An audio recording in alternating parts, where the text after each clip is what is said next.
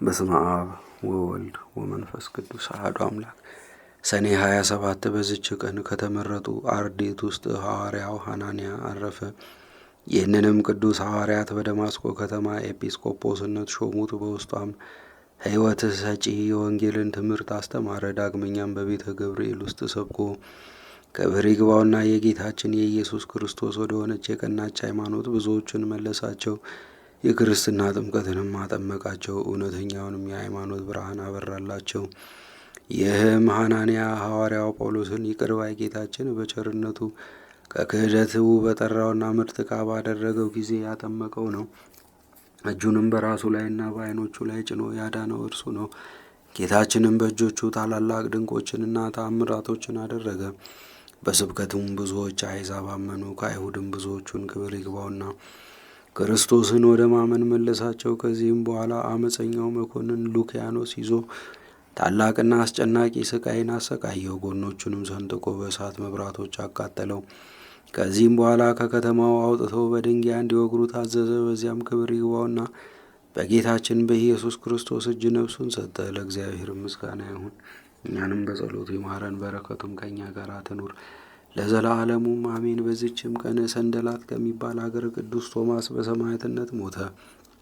ከእርሱም ጋር 700 ወንዶችና 9 ሴቶች በሰማዕትነት ሞቱ። ይህም ቅዱስ ዕድሜው 11 ዓመት በሆነው ጊዜ የእግዚአብሔር መልአክ የመላእክት አለቃ ቅዱስ ሚካኤል በበረሃ እሪያዎችን ሲጠብቅ ተገለጸለት። ወደ መኮንኑ ሄዶ ክብር ይግባውና በጌታችን በኢየሱስ ክርስቶስ ስም ይታመን ዘንድ አዘዘው። ያን ጊዜም ተነስቶ የገመድ አለንጋ ይዞ ብቻውን ወደ እስክንድርያ አገር ሄደ። በመኮንኑም ፊት ክብር ይግባውና በጌታችን በኢየሱስ ክርስቶስ ስም ታመነ።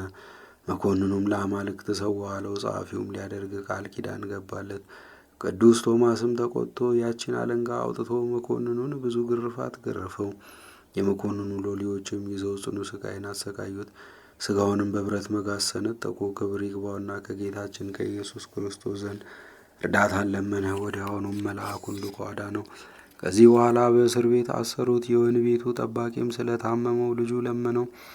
እርሱም ያንን የገመድ አለንጋ ሰጠውና ይህን አለንጋ በልጅህ ላይ አኑር አለው። እንዲሁም አደረገ። ያን ጊዜም ልጁ በእግዚአብሔር ኃይል ዳነ። መኮንኑም በሰማ ጊዜ ወደ እርሱ አቅርቦ ለአማልክት ሰዋ አለው። ቅዱስ ቶማስም በፊትህ ሰዋ ዘንድ ና እንሂድ ብሎ መለሰለት። መኮንኑም እውነት መስሎት ደስ አለው። ወደ ጣዖቶቹ ቤትም ወሰደው። ያን ጊዜ ቅዱስ ቶማስ ጣዖታቱን ያጠፋቸው ዘንድ ወደ ጌታችን ለመነ። ወዲያውኑ ሁሉም ጣዖታት ተሰባበሩ። ሰይጣኑም በመኮንኑ ላይ ተቀመጠ። ከሕያው እግዚአብሔር ልጅ ከጌታ ኢየሱስ ክርስቶስ በቀር ሌላ አምላክ የለም ብሎ እስከሚታመን ድረስ አነቀው። አሕዛብም ይህን ድንቅ ነገር አይተው እጅግ አደነቁ። ክብር ይግባውና ከጌታ ከኢየሱስ ክርስቶስ በቀር ሌላ አምላክ የለም እያሉ ጮኹ።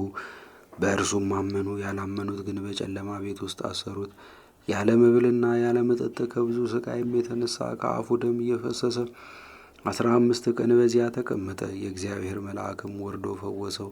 አንዲት ሴት እውር ልጅ ነበራት። ከዚያም ደም ወስዳ የልጇን ዓይን አስነካችው። ወዲያውኑም አየ። ቅዱስ ቶማስንም ከወህኒ ቤት አውጥተው ሴት አንበሳው ሰደዱበት። ወደ እርሱም በደረሰች ጊዜ እግሮቹን ላሰች፣ ሰገደችለትም።